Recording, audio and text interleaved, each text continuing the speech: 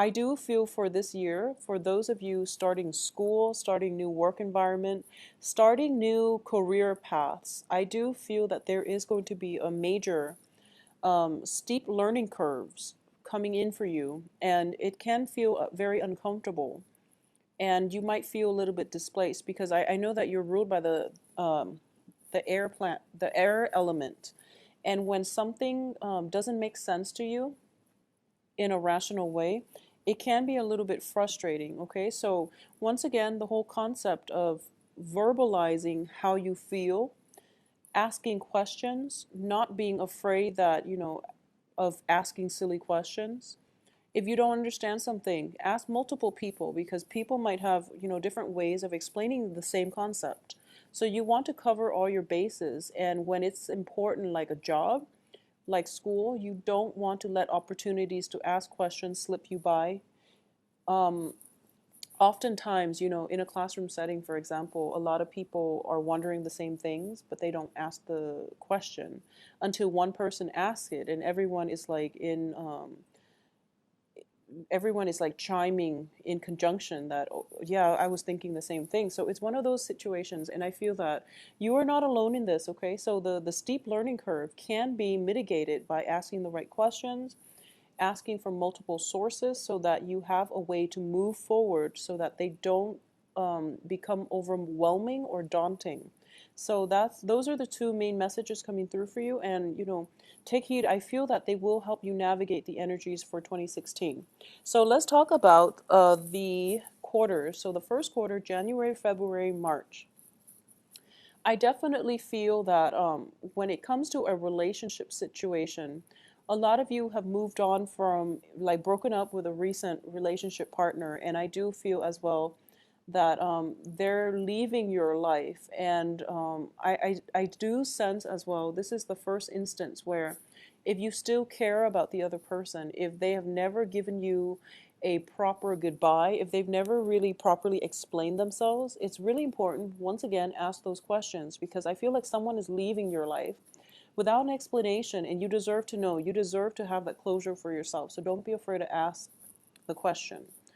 I do feel that there is a relationship that has been innately unbalanced, where one person was doing all the giving and the other person was being taken for granted. Okay, so it's just one of those things where someone quietly leaves in the middle of the night, and then you just you text them and then you don't hear from them.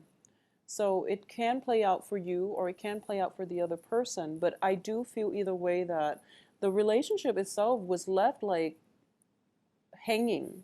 So it never officially ended. So if that is a passive aggressive way of ending things, be courteous as well. If this is you walking away, then you need to answer the other person, and you need to tell them that, okay, this is why I'm walking away. So, getting those answers would bring closure to the relationship, and both parties can then move on and learn from their past mistakes so that they can become, better relationship partners. So that's something I feel would be very conducive for you. If you approach the failed relationship in that mindset instead, it's going to be much better for you. For a lot of you, there might be a little bit of a financial worry.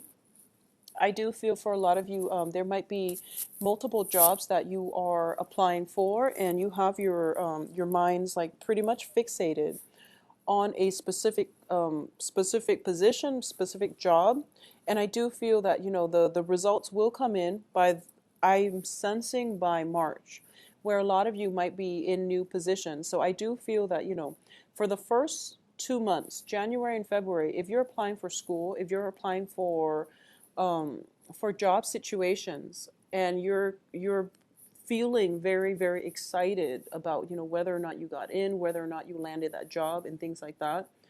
And it's also telling me that I'm sensing there are a lot of opportunities.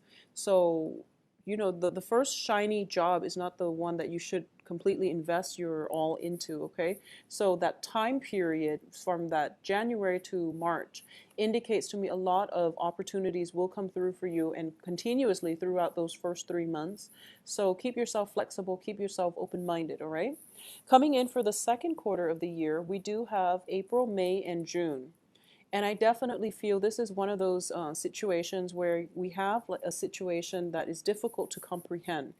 And when it frustrates you when you don't understand it. And as a result of it, you're consulting multiple people, which is the right thing to do. And you're trying to get to the bottom of it. And I do feel that sometimes it seems to me like there might be a lot of distraction around you. And you're kind of like missing out on, you're basically missing snippets of a story, and you're not getting the whole picture. And I feel like that might just be why you're not understanding something. So when you're in a training seminar, for example, try to stay focused, keep yourself vigilant and alert.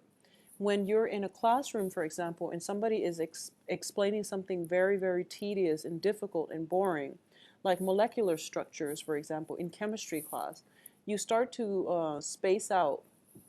And as a result of it, you're missing out on some vital information. And then you think that, A and B are connected when in fact there is like Z in between. So just, keep that in mind. And if you know that something is boring, but you have to get through it, drink some coffee, keep yourself alert, do conscious things to keep yourself, on top of the game and keep yourself vigilant, okay? I also feel as well there might be a lot of opportunities for partying, drinking, expanding your social circle. It's understandable because it is also like a lot of you might have started new jobs or new schooling or just in a new environment, and you want to branch out and you want to expand your social circle. So there might just be, you're overextending your time. You're going out and having a lot of fun, and in at work or in school, you're finding it a little bit difficult to concentrate. But I definitely feel that the financial situation itself is starting to stabilize as well.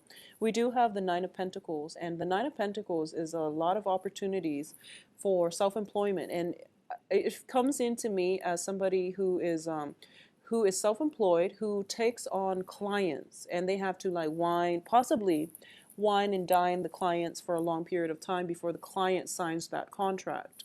So you might just be, exerting or spending a lot of your time doing the courtship before the project falls through or before you land the project.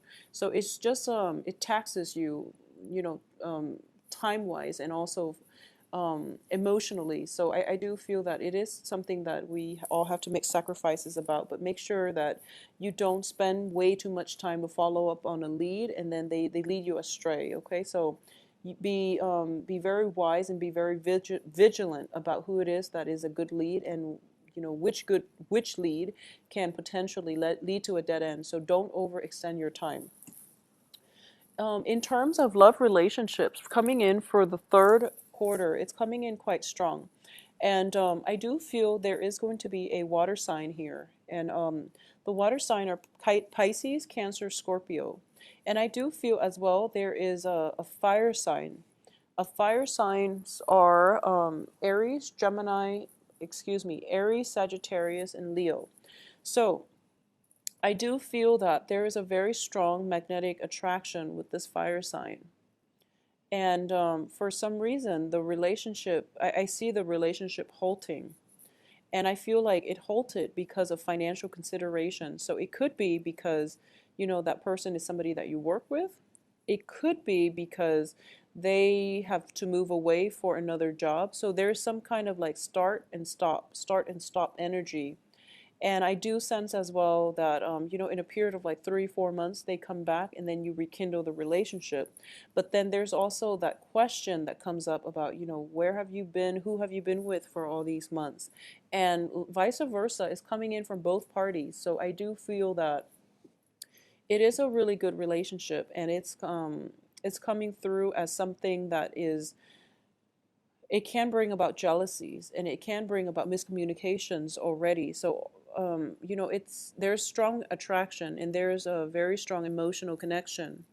And this is just something that you're going to have to keep in mind when you try to do this long-term, long-distance relationship, because all of these insecurities within, all of these fragile spots are going to come up again and again for reexamination.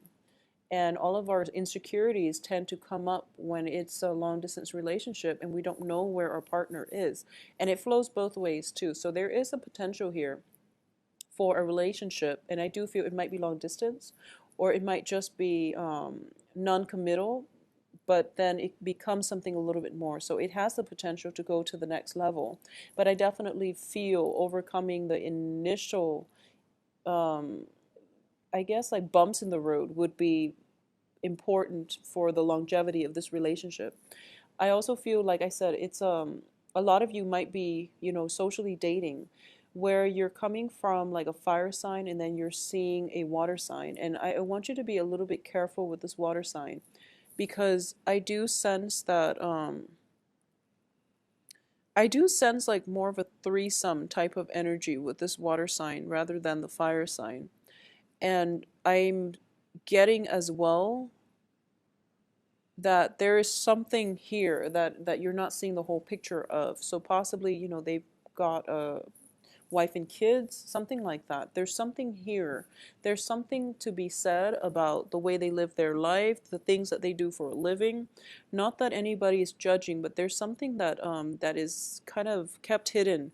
And it's hidden for a purpose. So if you are asking them questions and all of a sudden they change the topic, or there are specific topics that they're very like guarded or even evasive about, those are warning signs. So those are the red flags that you really need to keep an eye out for. Um, Keep things very simple, okay? So going back to the initial message, say what is on your mind, and don't be afraid of sounding silly. You really need to get the answers that you need, because they do affect your life, on a very philosophical level as well. And they do affect the progression of your life. So it's really important to demand these questions. Now, coming in for the third quarter of the year, this is going to be October, November, and December. This is when your income generating potential can be very, very good. Okay, I feel like this is like what the year culminates to.